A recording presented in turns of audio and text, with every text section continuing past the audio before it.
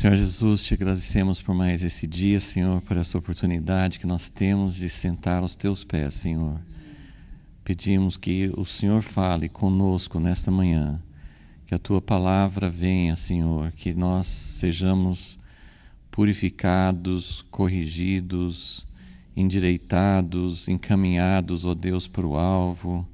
Ó Deus, que a tua casa seja purificada, que o Senhor possa voltar, Senhor, a falar com o teu povo, como em outros tempos, e também como o Senhor nunca fez, porque sabemos que o que o Senhor quer fazer na tua igreja é algo que ainda não aconteceu, Senhor. E nós ainda estamos longe daquilo que já tivemos no passado, Senhor. Então, muita coisa precisa ser feita para que o Senhor possa realmente estar junto conosco e voltar para habitar e reinar para sempre, Senhor. E esse é o nosso desejo, que o Senhor possa nos encaminhar para esse alvo. Em nome de Jesus. Amém. Ok, nós estamos seguindo o que eu enumerei, como 12 passos, nessa restauração em Judá. Estamos seguindo mais em 2 Crônicas 23, mas às vezes voltando a 2 Reis 11 também, que é o texto paralelo, que é esse processo de pegar esse jovem, esse menino rei Joás, e colocá-lo no trono, sendo que a avó dele, Atalia, estava no trono, usurpando o lugar, mas o sacerdote Joiada tem esse encargo, essa incumbência de Deus de colocar o verdadeiro rei no trono. Então, a gente pode fazer muitos paralelos com situações no passado, com situações presentes, em que sabemos que aquele que deveria governar a igreja, o povo de Deus, não está no seu devido lugar. Então, esse processo é um processo histórico aqui no Velho Testamento, mas representa algo que Deus quer fazer no sentido de restaurar a sua presença, a sua autoridade no meio do seu povo. Então, falamos que nesse relato, 2 Crônicas 23, houve 12 passos nesse processo para a gente poder entender, porque quando a gente lê tudo na sequência, às vezes pode ficar até meio confuso. Nós já falamos sobre 4, Hoje a gente deve ficar talvez no 5º ponto, porque o 5º é bem mais extenso. Só recapitulando, então, o primeiro passo nesse processo foi Joiada se fortalecer no Senhor, se fortalecer no propósito de Deus, entender que era o momento. Isso a Bíblia não fala como ele chegou a essa conclusão, que era o momento exato, mas o fato dele se fortalecer significava que ele tinha realmente uma convicção forte de que era o momento. Não só que era a direção de Deus, que ele não tinha dúvida nenhuma sobre isso, mas que era o momento certo. E vamos concordar que era difícil. Por que ele fez isso quando Joás tinha 5 anos ou 6 anos? Ou por que ele não esperou até ter 10 anos? Nós não sabemos. O menino tinha 7 anos, ele não estava preparado para reinar, claro, mas de alguma maneira Joiada entendeu que era o momento certo, que não dava para tolerar mais Atalia no trono e que era hora de colocar esse menino como descendente de Davi no trono. Esse foi o primeiro passo. Então foi ele ter essa convicção, ele ter a direção de Deus para fazer isso. O segundo passo foi também no versículo 1, que ele tomou em aliança 5 capitães de 100 pessoas cada.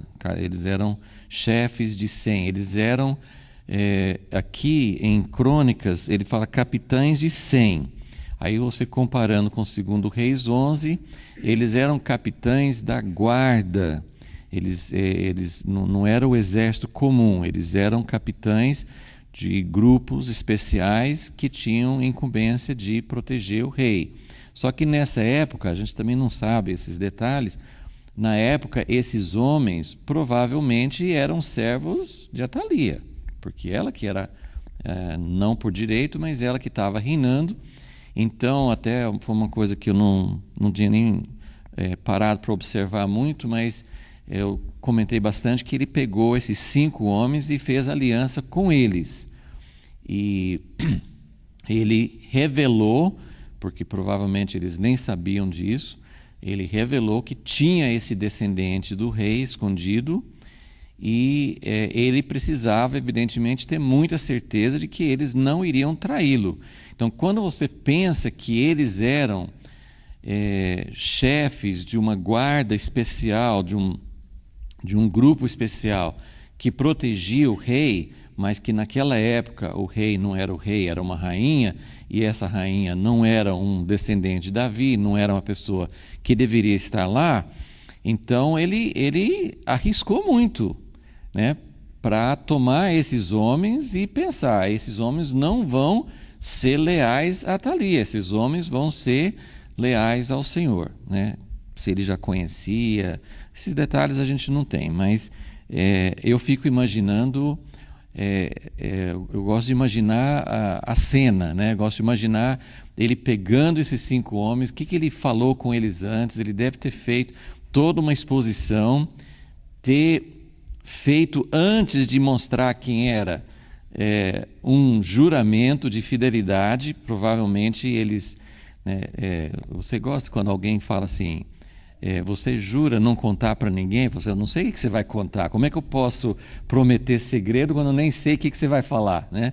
Mas eu acho que ele fez assim, ele fez com que eles jurassem fidelidade antes de falar o que era, porque se eles não jurassem, não dava para falar. Mas enfim, deve ter sido um momento muito dramático em que ele revelou um segredo de Estado, um segredo que ninguém sabia que tinha esse descendente de Davi, e depois ele mostrou, né, eu não estou falando mentira, aqui está o descendente do rei Davi.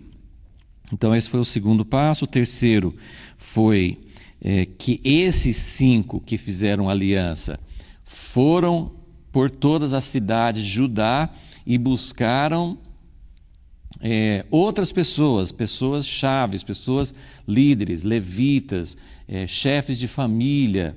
Eles buscaram um contingente maior, eles precisavam de um apoio maior.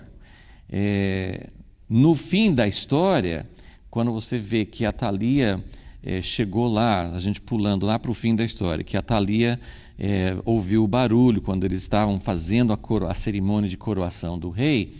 Ela ouviu o barulho, foi lá sozinha, até...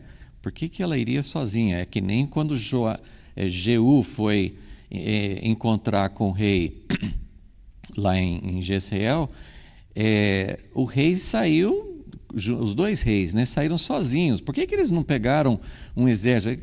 Primeiro, provavelmente eles não desconfiaram que Jeú era o comandante subordinado dele, né? Atalia também não sei, por que ela não pensou, estão fazendo uma revolta, estão fazendo uma traição, mas ela foi sozinha e morreu sozinha.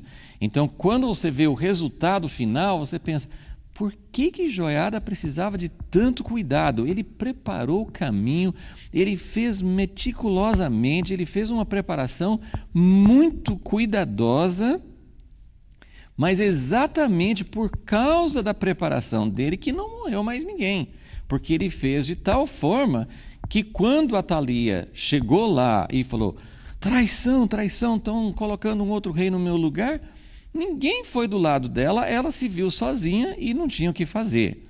Mas isso porque Joiada realmente fez uma aliança, ajuntou, realmente colocou todo o apoio, antes, estabeleceu, né, os alicerces antes de chegar ao momento de revelar. E ele não, isso é uma coisa que vamos enfatizar hoje novamente, mas ele não começou como Jeú atacando. Jeú começou o processo dele indo ao encontro do rei, né, do filho de Jezabel que estava no trono, e matando o rei, matando todos os outros lá.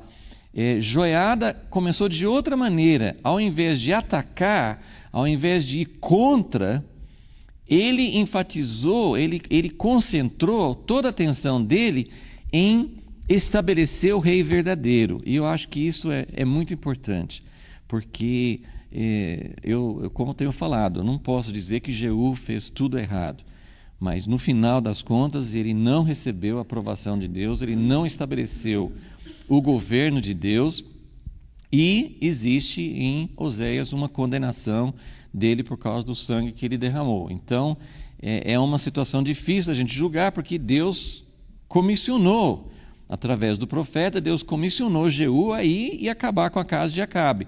Então a gente não tem direito bíblico dizer Jeú fez tudo errado. Alguma coisa foi, né, uma parte do processo dele foi errado, mas a comparação é entre o reino de Israel, que já vinha desde o tempo de Jeroboão com o governo humano, uma situação errada. Então, a situação em Israel era uma e a situação em Judá é outra.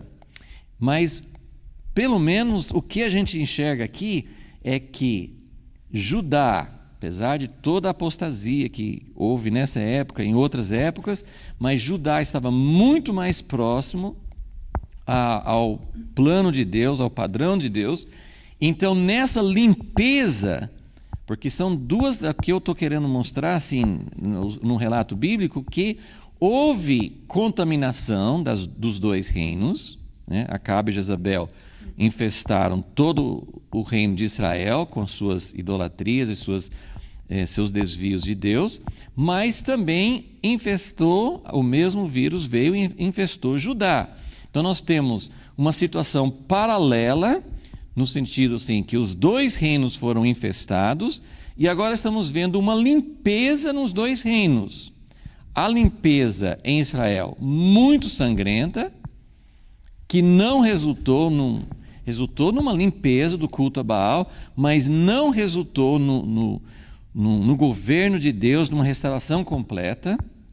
Mas estamos agora vendo uma limpeza paralela em Judá, de uma forma totalmente diferente, o tipo de limpeza, o tipo de processo totalmente diferente, quase sem derramamento de sangue, mas uma limpeza verdadeira e que resultou em algo muito mais próximo do que Deus queria. Então, essa comparação eu acho que é importante para a gente entender. Tem muitas coisas, evidentemente, que em situações práticas Deus tem que revelar, mas essas aplicações eu acho que valem muito a pena para a gente buscar mais de Deus, para entender como Deus quer fazer essa limpeza na casa dele hoje, né? Essa é a nossa grande pergunta e o desejo do nosso coração. Então, eles foram buscar. Então, o terceiro passo foi que eles buscaram outros líderes e juntaram mais pessoas para fazer parte desse processo de tornar Joás rei de Israel. O quarto passo é que houve uma segunda aliança com esse novo grupo. Okay? Então, eles fizeram, primeiro Joiada fez uma aliança com os 5 comandantes, depois eles buscaram mais apoio e depois eles fizeram aliança, o mesmo tipo de aliança com um grupo maior. E essa aliança era uma aliança para que a vontade de Deus fosse feita. Né? Versículo 4, segunda parte, né? Versículo 3. Joiada lhes disse: o filho do rei reinará, como o Senhor falou a respeito dos filhos de Davi. Então, uma das coisas assim, que eu acho que a gente precisa colocar no nosso coração de uma forma muito forte, muito clara, é que isso aqui não é uma questão de partidarismo, isso aqui não é a nossa casa, o nosso grupo é melhor do que aquele grupo, esse grupo que vai reinar. Joiada está firmado em quê? Como que ele pode dizer o que ele está fazendo não é traição, não é insubordinação, ele não está se levantando contra um governo de Deus? Por que Joiada pode fazer o que ele fez? Né? Mesma coisa do Jeú. Jeú também fez o que fez por causa de uma palavra de Deus. Então, quando tem uma palavra de Deus, Deus decretou, essa casa vai ser eliminada, isso aqui não é mais a casa que vai reinar sobre Israel. Jeú fez de acordo com a vontade de Deus. Mas aqui nós temos uma situação mais forte ainda, porque aqui nós temos uma descendência de Davi, que Deus prometeu, a casa de Davi vai reinar sobre o trono em Jerusalém para sempre. Então, versículo 3 é uma aliança em torno da vontade de Deus, é uma aliança firmada. Nós estamos nos unindo, não para começar um projeto nosso, não para combater na nossa força. Essa aqui é uma aliança para que a vontade, a promessa de Deus seja cumprida. Então, isso é a base da unidade. Nenhum outro propósito, nenhuma outra união. Vamos fazer uma aliança. O negócio aqui é aliança. Deus gosta de aliança. Então, vamos fazer uma aliança. Vamos fazer uma aliança para começar uma nova igreja. Vamos fazer uma aliança para isso ou aquilo. Vamos fazer um projeto. Qualquer coisa, mesmo que seja aparentemente algo que parece que é a vontade de Deus, mas uma aliança que não é baseada na direção explícita, na vontade de Deus, vai ser mais uma aliança humana. E é isso que acontecia nas 10 tribos, no reino de Israel. Então, esse foi o quarto ponto, e na aula passada também nós falamos bastante sobre o tipo de governo que Deus quer. Que tipo de governo que Deus quer? Deus quer um governo formado por pessoas que têm o dom, que têm o chamamento, que têm a vocação de governar. Isso é um dom, isso é um chamamento, isso é algo que Deus concede. Não é todo mundo que tem o dom de liderar. Não é todo mundo que tem o chamamento. Não é todo mundo que tem o endosso de Deus para governar. Mas Deus levanta governos. Deus levanta líderes.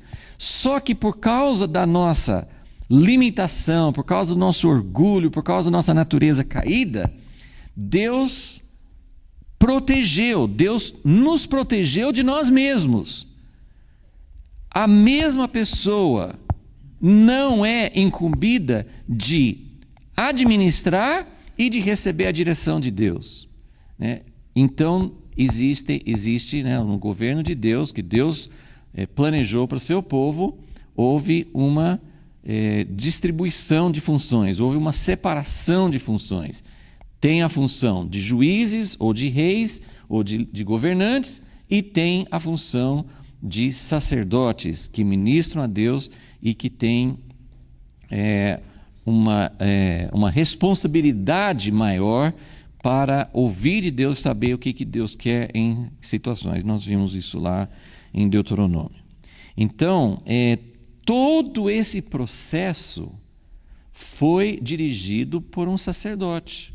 E é o único exemplo que nós temos disso na história, em que realmente Deus usou um sacerdote. Muitas vezes Deus usava uma outra classe de pessoas chamada profetas, que ouviam de Deus, não era uma linhagem como os levitas, mas que ouviam de Deus. Mas aqui é um sacerdote que está realmente cumprindo sua função de ouvir de Deus e de dar direções claras para o povo.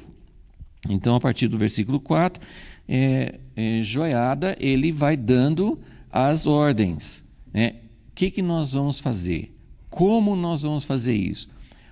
Nós podemos falar, esse homem, ele não é um general, ele não é um homem preparado para a guerra, mas não vai ter guerra. Ele vai dar as direções de acordo com a vontade de Deus e simplesmente por colocar o verdadeiro rei no trono e preparar tudo e fazer as coisas de acordo com o jeito de Deus, o método de Deus, a natureza de Deus.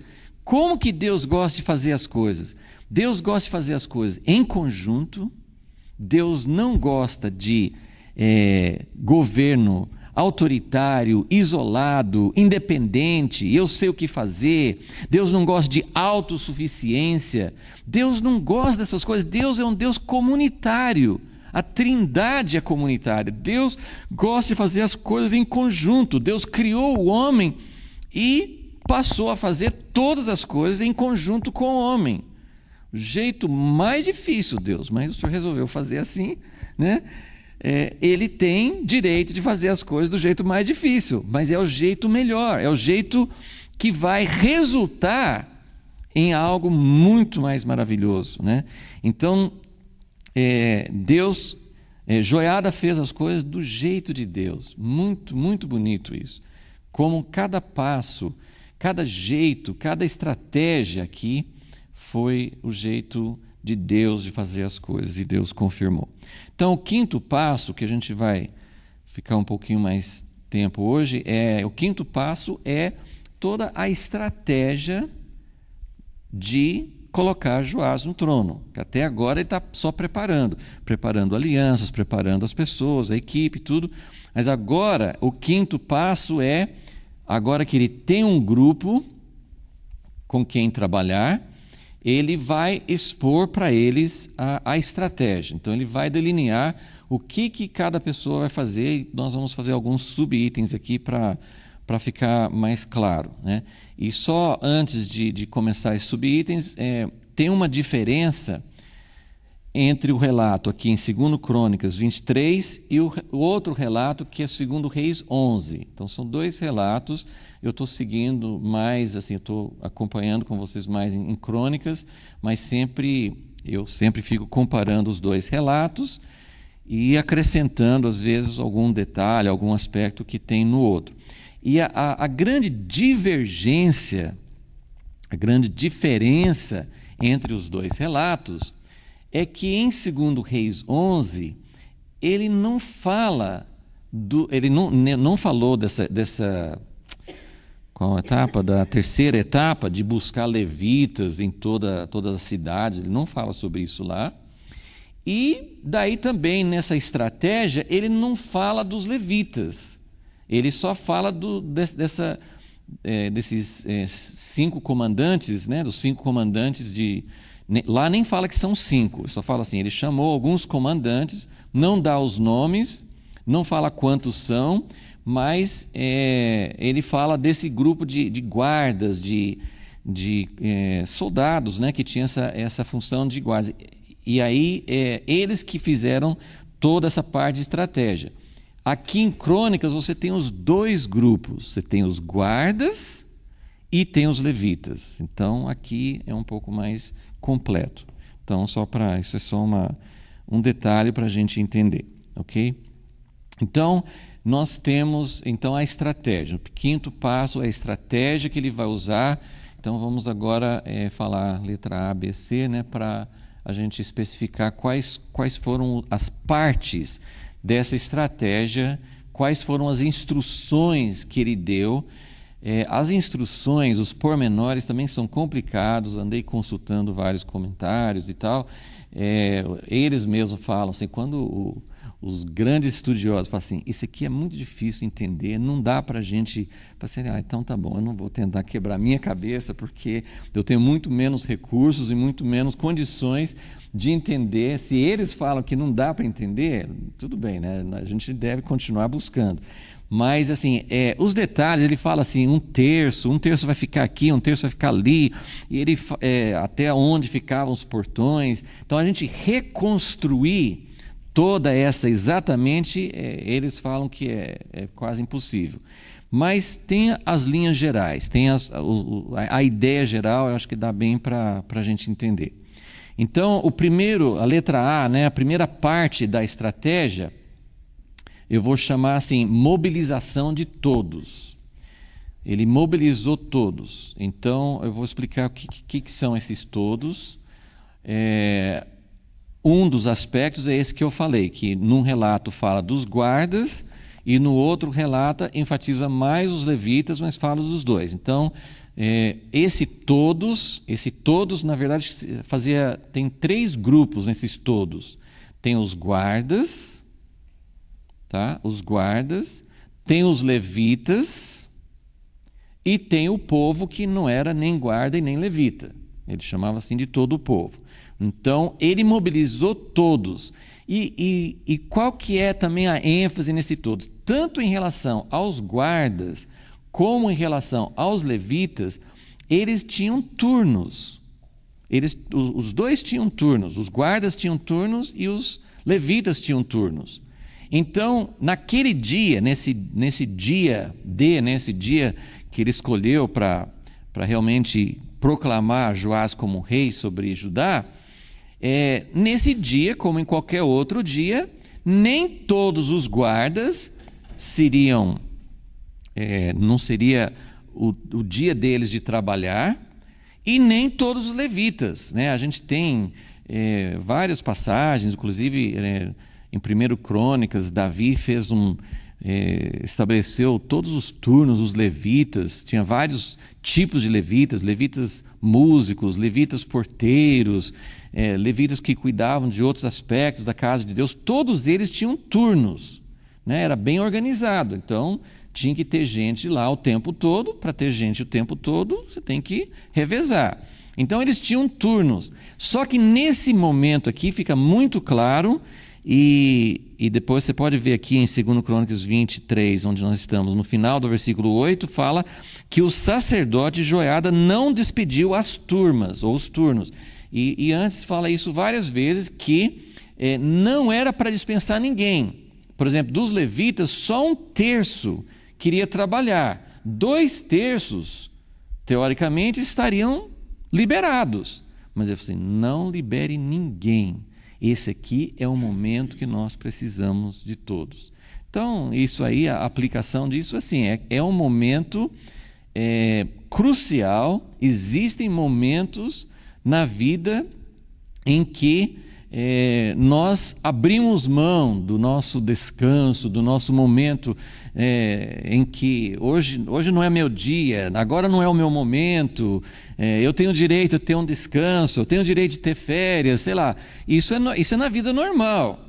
Mas nesse momento, existem momentos de batalha, existem momentos de crise em que ninguém é dispensado. Então, isso...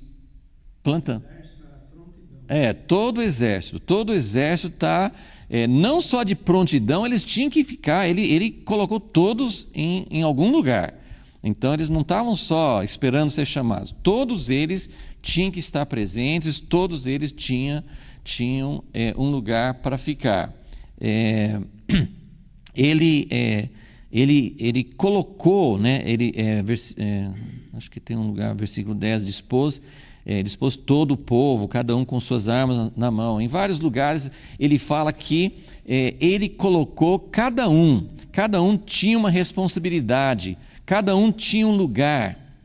Então, como eu falei, os detalhes não são talvez tão fáceis da gente entender, mas basicamente, porque ele pegou os guardas e fala assim, 1/3 de vocês vão ficar aqui nessa porta. Então, o que a gente entende é o seguinte, que tinha o palácio, ficava próximo ao templo, né? Tinha um palácio onde estava a rainha, e tinha portões, tinha portas de acesso.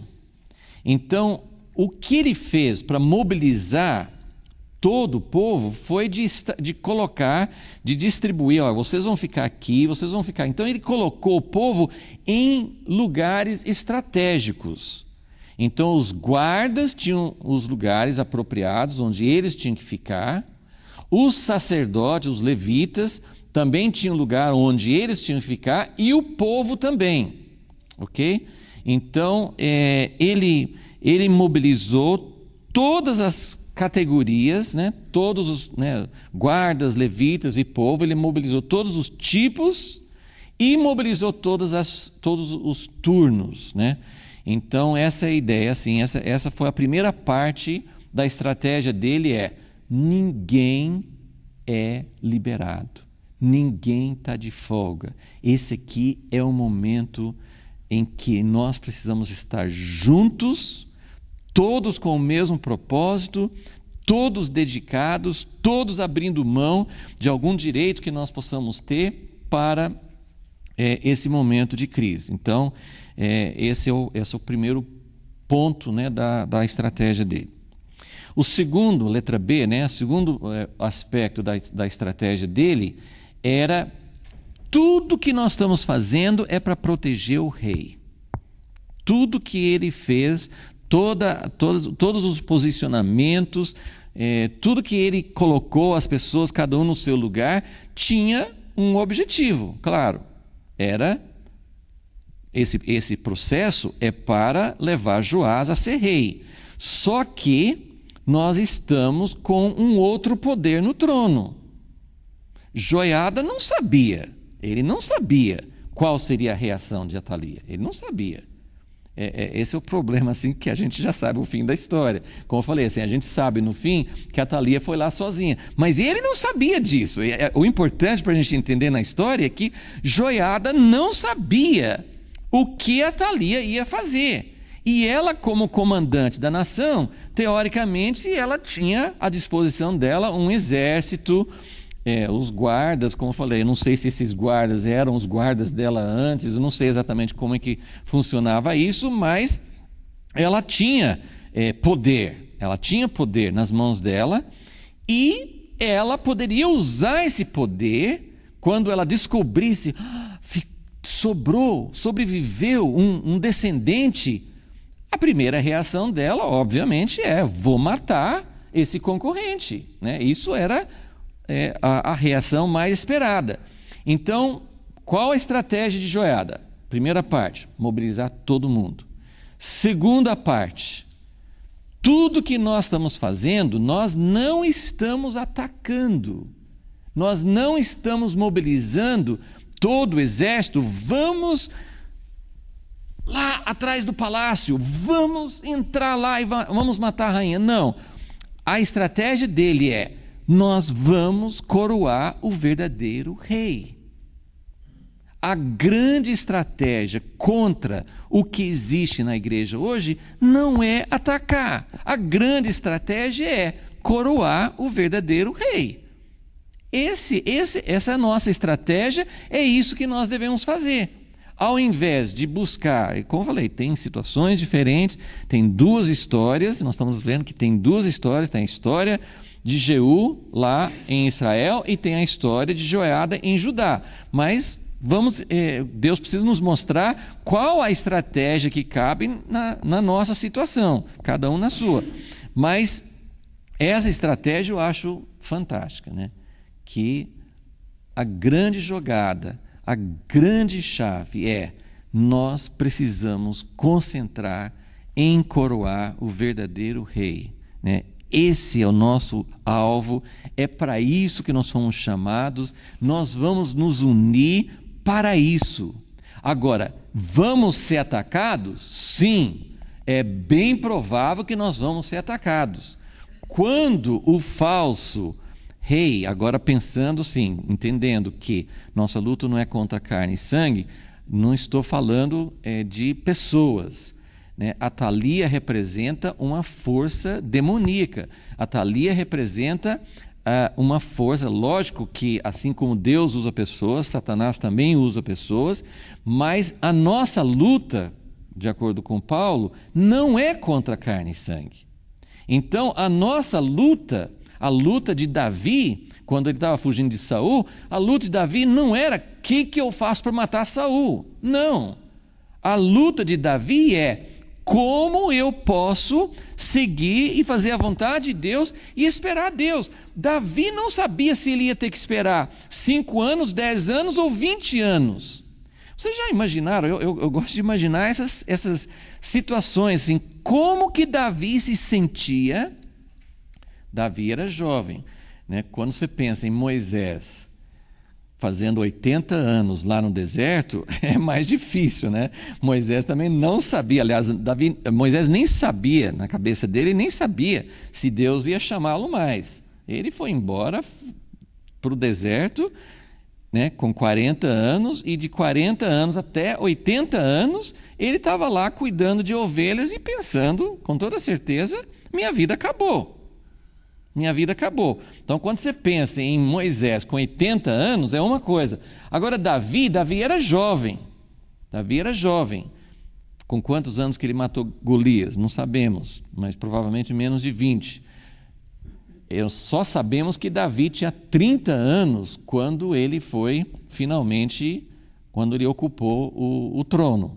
Então, né, as estimativas são que ele ficou fugindo de Saul uns 10 anos. Por ali. Mas Davi não sabia que seriam 10 anos, e Davi estava vendo, ele que tinha já um chamado, Deus tinha mandado Samuel, ele foi ungido como rei, ele já tinha experimentado o poder da unção de Deus sobre ele, ele sabia que não era só uma coisa teórica. Davi foi ungido, agiu com unção. Ele entrou, né, na nossa linguagem de hoje, ele entrou no ministério, foi usado por Deus, e de repente acabou tudo e ele tinha que fugir do homem que ele sabia também por experiência própria, que era um homem oprimido por Satanás, Saul, e ele não sabia quantos anos, e a vida dele estava indo embora. Por quê? Quem sabe, Saul morreu, não foi de velho. Saul foi morto na batalha.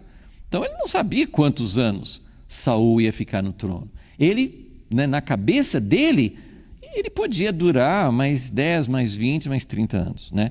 Então, essa espera em Deus,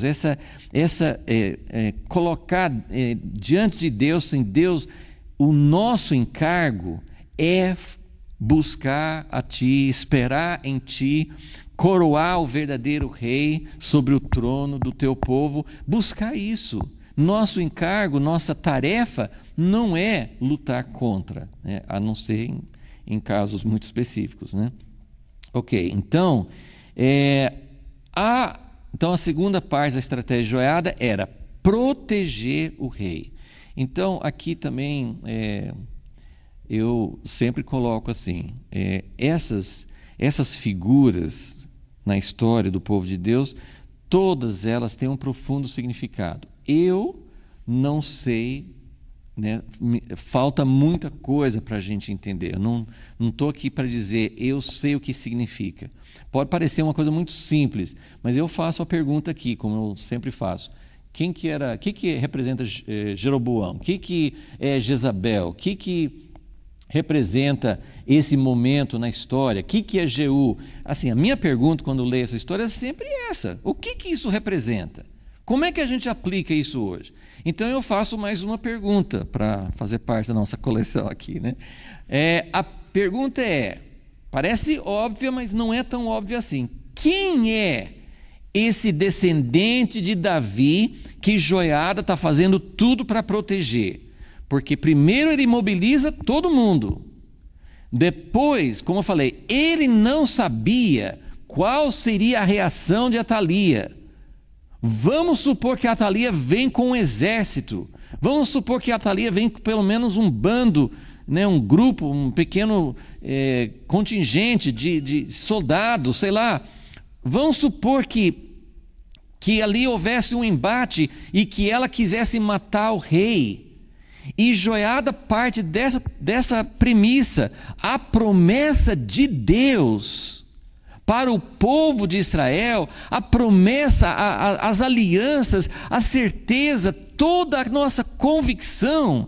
Gente, vocês precisam entender que isso aí não é um pequeno detalhe. Tudo estava pendurado na descendência de Davi. Se não tivesse um descendente de Davi, a palavra de Deus seria em vão e eles iam poder confiar em quê? Qual seria o futuro do povo de Israel? Qual seria o futuro das promessas? Como é que nós vamos chegar ao ponto que Deus quer se o que Deus prometeu não acontece?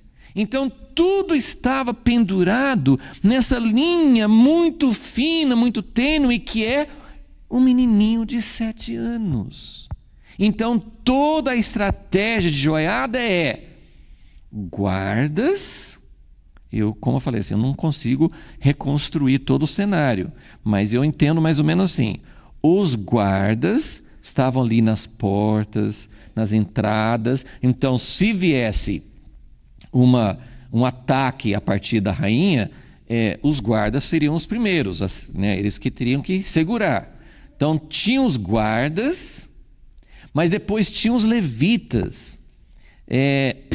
Eles tinham, versículo 7, os levitas rodearão o rei, cada um com suas armas na mão. Qualquer que entrar na casa morrerá. Que casa é essa? Eles estão no templo, estão talvez, né, provavelmente não dentro do santuário, né, mas eles estão no recinto do templo. Então nós estamos imaginando o seguinte: os guardas são a primeira barreira, mas se furar essa barreira, os levitas estão rodeando o rei. E os próprios levitas, que normalmente eles não são soldados, não é a missão deles, mas os levitas estavam com armas nas mãos, e se entrasse alguém na casa, eles tinham que também defender o rei. E isso significa, né, temos que traduzir isso, as pessoas estavam se dispondo a dar a própria vida para proteger o rei. Então, a minha pergunta é: quem é o rei no plano de Deus? Davi representa Jesus. Jesus é o filho de Davi, né? A semente, a linhagem aqui, que essa parte da história do povo de Deus, Deus estava preservando a casa de Davi, porque da casa de Davi nasceria Jesus, que é o Messias. Mas hoje, o que a gente entende? Quem é? Sim, Jesus, ele é o filho de Davi, é ele que vai voltar. Então, em última análise, o descendente, porque nós temos, tanto com Abraão teria muitos descendentes, certo? Abraão teria muitos descendentes, mas toda a descendência de Abraão era para produzir um descendente. Então, mesma coisa Davi. Davi teria uma linhagem de descendentes. Mas no final da linhagem, o grande, verdadeiro, completo filho de Davi é Jesus. Mas no processo intermediário, tem todos os descendentes de Davi que vão fazendo parte. Então, Joás não é o descendente, ele é um descendente que faz parte da corrente. A corrente não pode quebrar. Então, onde que eu quero chegar com isso? Eu não tenho uma resposta plena sobre isso, mas o que eu penso é que a linhagem de Davi, hoje, né, Jesus vai voltar para reinar sobre o trono, mas Jesus não pode voltar para reinar sobre o trono se a linhagem for quebrada. Então, assim como ele precisou da linhagem para vir a primeira vez, ele precisa também da linhagem da segunda vez. E isso eu não tenho uma resposta completa sobre isso. Eu só penso que Davi representa governo. Davi representa governo, né? E até que Jesus venha, e ele é aquele de Isaías 9, um filho vos nasceu, o governo vai estar sobre os ombros dele, ele é aquele que vai ocupar o trono, mas até ele vir,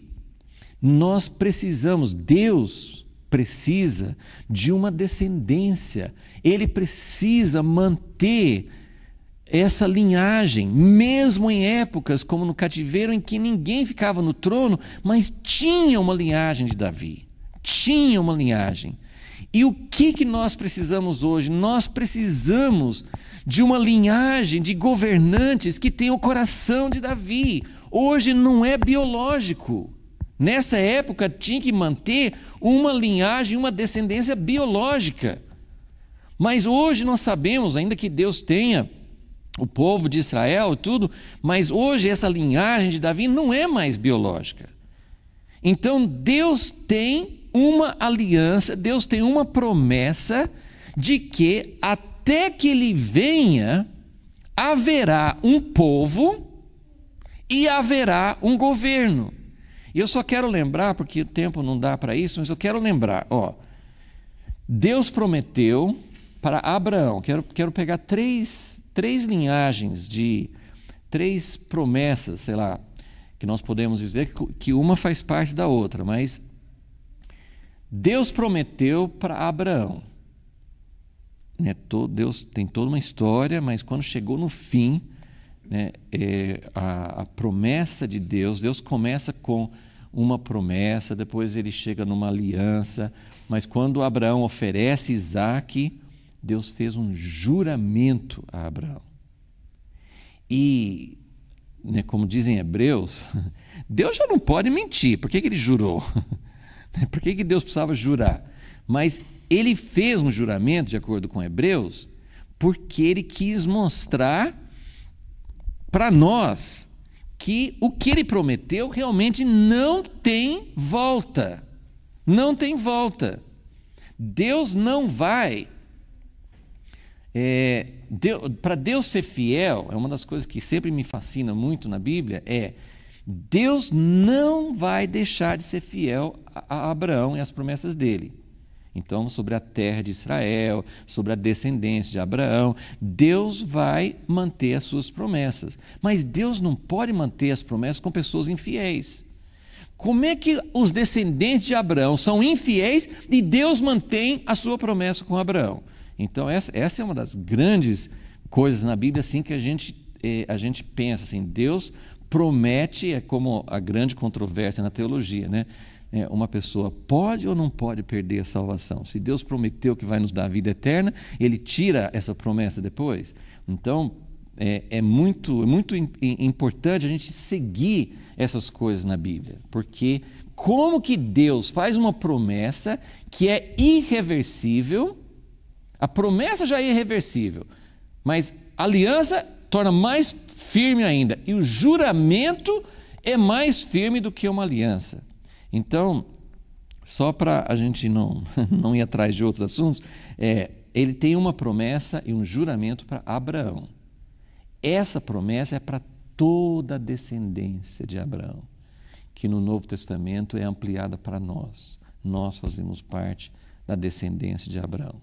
Não no sentido das promessas específicas para Israel, para a terra de Israel, mas nós fazemos parte da descendência de Abraão que Deus prometeu para ele, ok? Então essa é uma promessa que Deus não vai voltar atrás.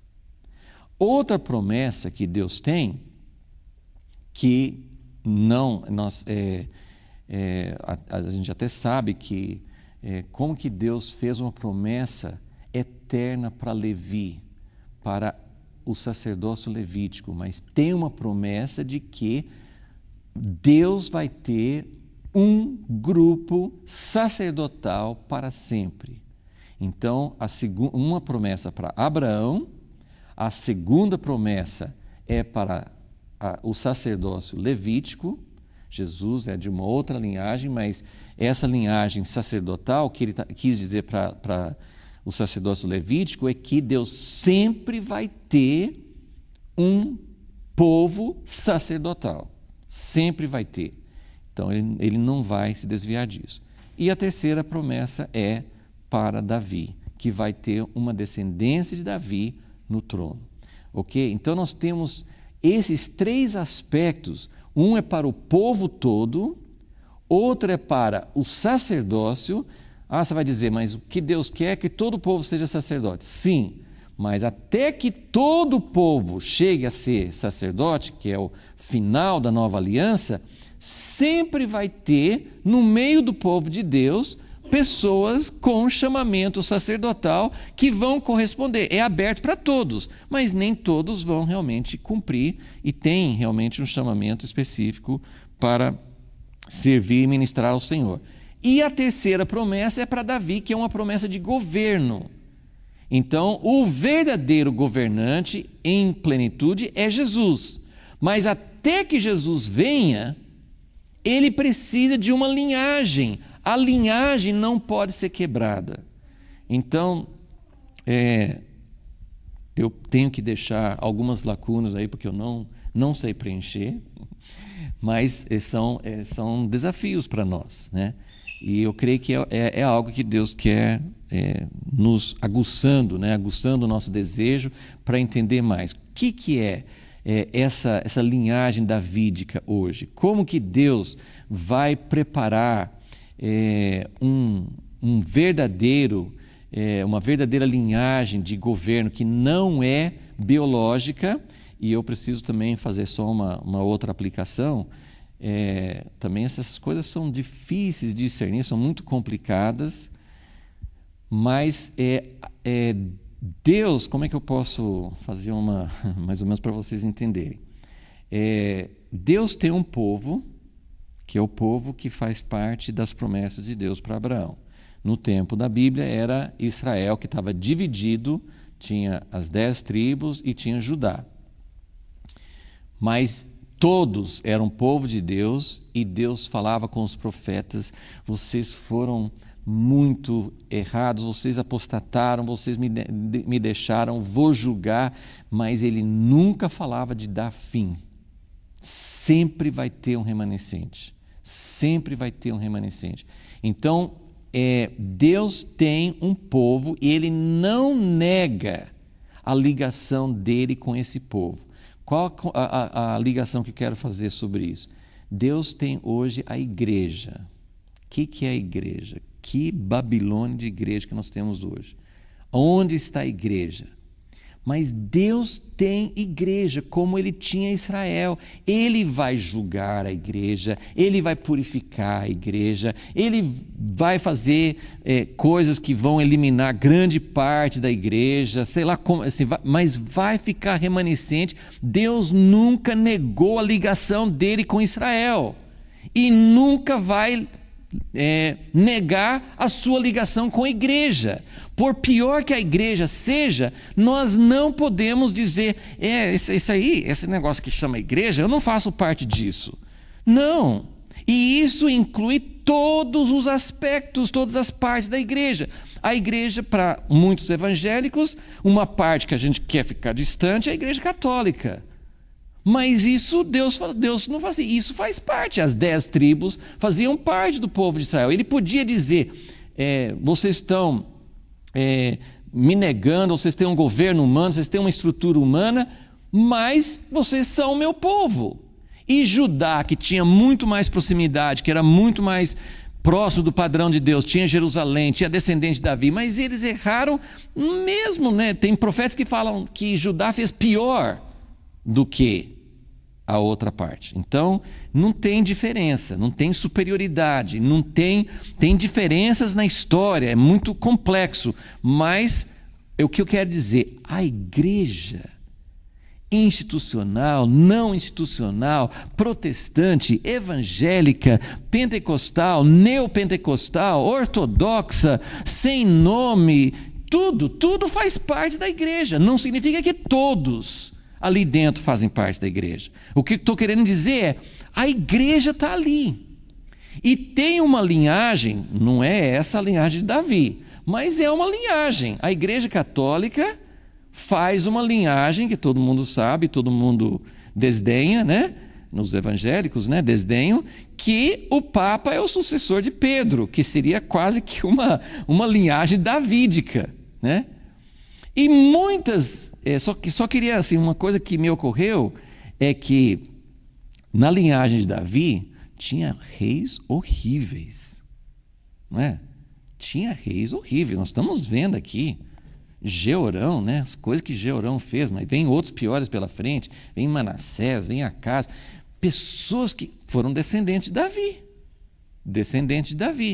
E Deus não abandonou o seu povo. Agora, não estou dizendo que a linhagem de papas é a descendente de Davi. Eu só estou querendo dizer assim, uma coisa, pelo menos, que a gente tinha que parar para pensar um pouquinho, é que tem uma pessoa hoje que está na linhagem dos papas, que é o Papa atual, que você tem que pensar, Deus acho que não abandonou totalmente a Igreja Católica, não, que muita gente fala assim, isso é Babilônia, isso aí é terrível, não tem nada lá dentro.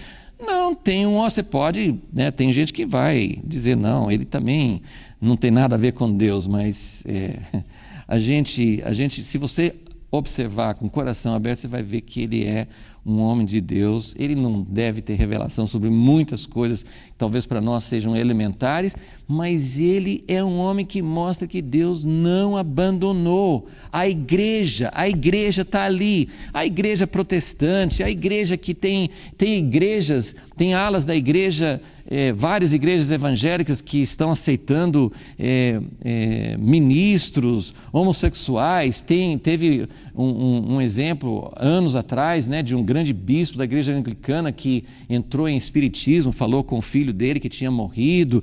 Gente, tem coisas absurdas, não é só na igreja católica. E, no entanto, Deus não abandonou a igreja anglicana, Deus não abandonou várias igrejas protestantes que estão fazendo coisas absurdas, igrejas pentecostais, coisas absurdas acontecem dentro das igrejas pentecostais. Eu não estou dizendo que Deus não julga essas situações, não sei se vocês estão conseguindo entender o que eu quero dizer. Eu estou querendo dizer que o povo de Israel continuou como povo de Israel. Era povo de Deus, tinha líderes horríveis, tinha líderes que Deus tinha vontade, como naquela época do bezerro de ouro, ele tinha vontade de acabar com tudo de uma vez. Quantas vezes você acha que Deus não quis fazer isso com a igreja? Eu não sei, um dia eu vou perguntar para ele, quantas vezes que o Senhor quis acabar com a igreja também?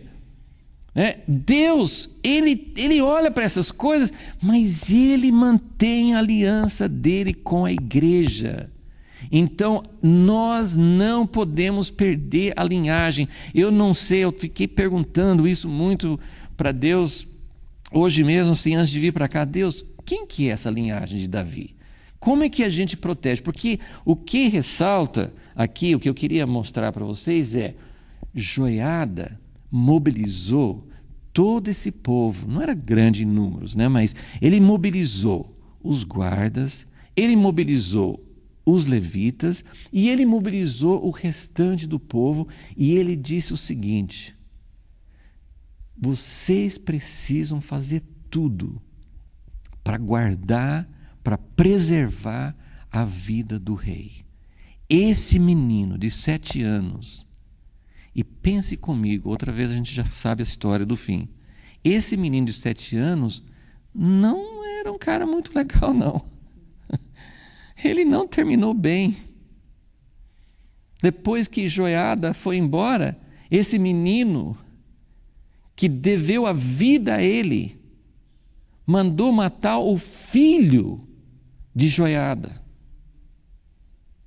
Gente, é absurdo. Então, nós estamos vendo uma situação em que não é a pessoa porque a pessoa é boa, mas é uma fidelidade de Deus, é uma aliança de Deus. Por isso que, ao mesmo tempo que nós estamos dizendo, tem a Thalia no trono, Deus precisa limpar a igreja, vai acontecer purificação, tem aquela história de Jeú que nós já estudamos, que muito derramamento de sangue.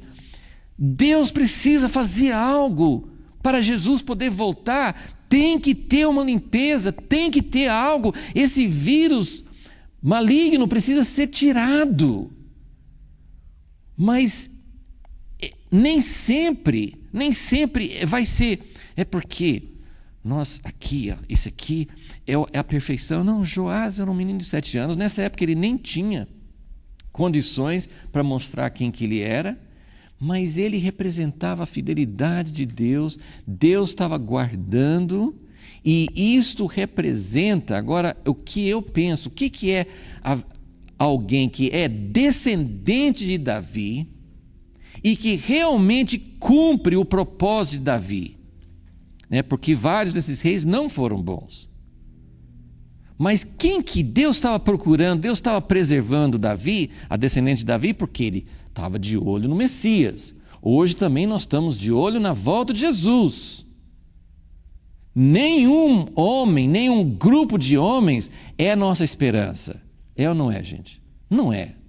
por melhores que sejam, por serem ungidos, por serem pessoas que carregam a sequência do que Deus quer fazer, mas nossa esperança não é nos homens, nossa esperança é a volta de Jesus. É a única solução, é a única resposta. Nosso coração tem que arder com isso. Mas ao mesmo tempo, nós não ficamos assim com os braços cruzados enquanto Jesus não volta, não vai acontecer nada. Isso aqui é tudo destruição, é tudo errado, eu não espero em mais nada. Entende? Não é nem um extremo nem outro. Nós não colocamos nossa esperança nem nos governos da igreja, nem nos governos do país, nem estrutura nenhuma. Nossa esperança não é nisso. Mas ao mesmo tempo nós buscamos a preparação, porque Jesus não pode voltar enquanto algumas coisas não aconteçam. Então nós precisamos buscar de Deus, tem que ter uma preservação. Como nós podemos nos unir para preservar essa descendência de Davi que está a descendência quase foi eliminada. Então, o que é quando eu penso em buscar, preservar, levantar um descendente de Davi? Eu penso no coração de Davi, porque Davi governou Israel não como quem queria poder nas mãos dele, mas como quem queria que Deus fizesse a vontade dele através de Davi. Então Davi sempre consultava a Deus, Davi queria fazer as coisas do jeito de Deus, e Davi queria que Deus viesse para morar e queria fazer uma casa para Deus. Então, o que nós queremos numa liderança? Deus fez a promessa para toda a descendência de Abraão, um povo, Deus vai ter um povo, não é do jeito que a gente vê. Nem todos os cristãos são cristãos de verdade, nem todas as pessoas que não têm o nome de cristão são perdidos. Tem muita coisa que a gente não entende sobre isso, mas Deus tem uma descendência a Abraão. Ele prometeu, ele vai cumprir. Deus tem uma descendência de sacerdócio. Tem pessoas com chamamento de gastar tempo na presença de Deus, de ministrar a Deus, de realmente ser verdadeiramente sacerdote. Não, eu sei, todos nós somos chamados para ser sacerdotes, mas até que isso aconteça, quando Jesus voltar, toda a igreja, todo o seu povo vai ser transformado vai ter sido preparado, mas todos vão ser sacerdotes. Então não é uma coisa exclusiva. Mas hoje não é todo mundo que é sacerdote. Gente, a gente não pode ignorar esse fato. Nem todos são sacerdotes, mas Deus tem sacerdotes hoje, amém, gente? Deus tem gente. No meio de toda essa situação que nós estamos vendo hoje, tem pessoas que estão correspondendo a Deus, que estão aqui Joiada durante todo esse tempo. O que Joiada estava fazendo? Ele já estava mostrei para vocês, o cálculo é que ele tinha uns 90 anos, talvez 90 e tantos anos nessa época. O que Joiada fez até então? Se ele viveu durante o tempo de Josafá, ótimo, mas durante o tempo do filho e do neto de Josafá, não tinha... O que Joiada podia fazer durante o tempo de Atalia? Mas ele era um sacerdote, ele não perdeu contato com Deus, ele foi fiel e chegou o momento que Deus usou. Então, Deus tem o povo, Deus tem um sacerdócio, e Deus tem uma aliança, tem uma promessa que Ele vai manter um governo. Não é em todas as épocas que tem um governo que verdadeiramente é como Davi. Mas essa é a nossa busca, e quando nós pensamos em como cumprir essa parte aqui, que é proteger o rei Davi, o descendente de Davi, tudo que eles fizeram, toda a unidade desse povo, toda a unidade deles era focada numa só coisa: precisamos preservar esse menino, precisamos preservar, nós vamos dar, se for necessário, nós vamos dar a nossa própria vida, ninguém vai chegar perto desse menino, os guardas não iam deixar, os levitas não iam deixar. Ele mandou também todo o povo ficar ali dentro do átrio para que não conseguisse chegar no rei.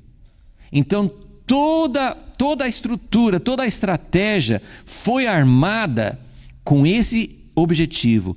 Precisamos preservar esse menino. Então a minha pergunta é: o que nós precisamos fazer hoje para preservar a linhagem, para preservar, para buscar?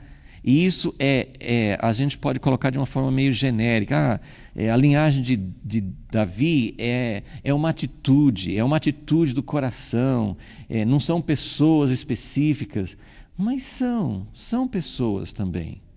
O Novo Testamento fala muito sobre o cuidado que nós precisamos ter para cuidar dos líderes. Eu falo isso com muito cuidado, porque eu sei que esses textos geralmente são muito abusados hoje, né?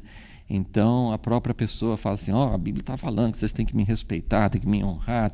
Eu não estou falando sobre isso, mas a Bíblia fala. A gente vê os erros, os exageros, mas a gente não pode arrancar esses versículos da Bíblia, né? Então eles estão lá porque realmente, quando tem um descendente de Davi, ou certo ou errado, nós precisamos lutar para preservar. Como eu falei, tem muitas lacunas, eu não estou conseguindo preencher os espaços. Mas o que me vem no coração existe chamamento, existem pessoas com uma unção para governar o povo de Deus. Essas pessoas, esses ministérios embrionários, às vezes ainda, precisam ser nutridos, precisam ser preservados. Nós precisamos lutar. Jonatas, por exemplo, ele não pensou: eu preciso ser rei. Ele pensou: eu vou fazer aliança com Davi, porque é Davi que vai ser rei. Então essa é a ideia, assim, de que à medida que Deus vai mostrando, olha, tem pessoas, ou tem alguém que já está agindo, nós precisamos orar pelos líderes, nós precisamos preservar, nós precisamos tentar fechar saídas. Joiada fechou todas as possíveis vias de ataque contra Joás, ele fechou todas, né? Então até aí que eu consigo enxergar, né? Talvez não seja claro o suficiente, mas eu penso que existe um encargo sobre nós de preservar a ligação que nós temos com o que Deus vem fazendo. Ele falou com Moisés: deixe-me matar todo esse povo e vou começar tudo de novo.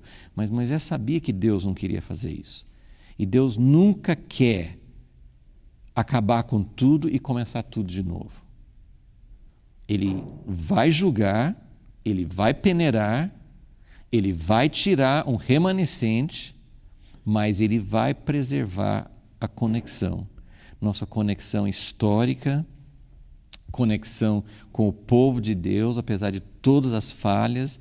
E por isso que eu falo, é uma coisa incrível como Deus está levantando, não só, falei, né, do Papa Francisco, mas Deus está levantando muitas outras pessoas dentro de todas as igrejas institucionais, históricas. Deus não rompeu a ligação dele com o povo dele. Deus não rompeu. Deus não abandonou. Deus não falou assim: distância, eu não quero nada a ver com isso. Tem pessoas que estão denegrindo a imagem de Jesus e da igreja na televisão, estão denegrindo, estão representando o mal. Mas eu não posso dizer: ó, gente, colegas, pessoas, né, assim, vocês estão vendo isso? Isso aí não tem nada a ver comigo. Eu acho que nem vou usar mais o nome cristão, vou inventar um outro nome, porque eu não faço parte daquilo. É complicado, é difícil a gente poder mostrar algo que não tem ligação com coisas erradas que as pessoas estão fazendo, mas ao mesmo tempo eu faço parte. Eu sou dessa igreja. Gente, você pode fazer um grupinho que não faz parte de igreja nenhuma, igreja institucional, mas você faz parte da igreja. Você não pode quebrar, romper suas conexões com Israel. Nós, como gentios, nós não podemos cortar nossas ligações com Israel natural. Nós não podemos cortar nossas ligações. Tem gente de Deus, tem gente que não é de Deus também. Tem tudo isso. É difícil, eu não sei como lidar com muitas situações. Mas o que eu quero dizer é, tem uma ligação, tem um elo. E Deus não quer que rompa. Deus chega a esse ponto de tudo estar dependendo, primeiro de uma criança de 1 ano que foi salva. Deus manteve a linhagem de Davi. Então, que Deus nos ajude, que a gente possa, como Joiada, preservar a semente, preservar a visão. Claro que muito mais do que preservar alguma ligação institucional ou assim, exterior, Deus quer que a gente mantenha as ligações com a palavra, com a verdade, mas nós precisamos dessas ligações pessoais, nós precisamos manter nossa ligação com o que Deus sempre fez e ao mesmo tempo, assim, como Joiada falou, olha, nós podemos enfrentar a Thalia, nós podemos enfrentar qualquer coisa, porque Deus prometeu que o filho de Davi vai reinar. Então, nós estamos do lado vencedor, nós estamos buscando a vitória de Jesus e o mais importante de tudo é que o descendente de Davi, mesmo esses descendentes humanos antes de Jesus vir plenamente, quem que vai cumprir a missão de Davi nos nossos dias? Alguém que quer colocar Jesus no centro. E é isso que nós temos que buscar, é isso que nós temos que preservar, é isso que nós temos que lutar, cercar fileiras em volta. Deus protege, Deus levanta pessoas com o coração de Davi para governar o povo de Deus, mas que queira colocar o Senhor como centro. Esse é o nosso desejo, esse é o cumprimento de Davi que nós estamos realmente esperando. Ok, irmãos? Senhor, nós confessamos a nossa incapacidade de entender todas as coisas, as nossas limitações. Ó Deus, mas essa história realmente nos inspira, essa história nos comove, porque todo esse povo estava sendo mobilizado pelo sacerdote Joiada para preservar a vida de Joás como descendente de Davi. Ó Deus, mostra-nos como fazer isso, Senhor, porque o coração de Joiada, ele estava preocupado com a Thalia, ele fez muitas coisas para preservar de um possível ataque, mas ele não foi atrás dela. Ele não tentou atacar a Thalia, ele buscou o descendente de Davi para colocar no trono, para que o Senhor voltasse a reinar sobre o teu povo. E é isso que nós queremos, Senhor. Queremos ver a tua fidelidade se cumprir com toda a descendência de Abraão, espiritual e natural. Nós queremos ver, ó Deus, o Senhor agindo e levantando sacerdotes no nosso dia, pessoas que têm realmente o chamado para ministrar na tua presença, para não buscar outros interesses, para ficar tempo na tua presença, na música, na adoração, na oração, na intercessão, Senhor, para ministrar a Ti, para esperar em Ti, Senhor, a tua promessa de que nunca faltaria sacerdotes também, ó Deus, e também agora a Tua promessa de que o Senhor vai levantar um sucessor a Davi, o Senhor vai levantar um governo davídico, o Senhor vai levantar pessoas de acordo com o teu coração, Senhor. Ajuda-nos a nutrir, ajuda-nos a proteger, ajuda-nos, ó Deus, a fazer tudo que o Senhor nos mostrar, para que esse governo teu seja restaurado sobre o teu povo, Senhor. É isso que nós te pedimos, Senhor. Em nome de Jesus, guarda-nos e guarda todo o teu povo nesse dia, Senhor. Ó Deus, estamos vivendo em períodos significativos, tantas coisas acontecendo no mundo. ó Deus, e de acordo com calendários, vivemos em épocas tão significativos do ano sabático, Shemitah, das 4 luas de sangue, e tantas coisas, e a gente vê tantas coisas acontecendo no mundo. Ó Deus, ensina-nos, Senhor, para que nós não sejamos apanhados dormindo, alheios, ó Deus, olhando em outras direções.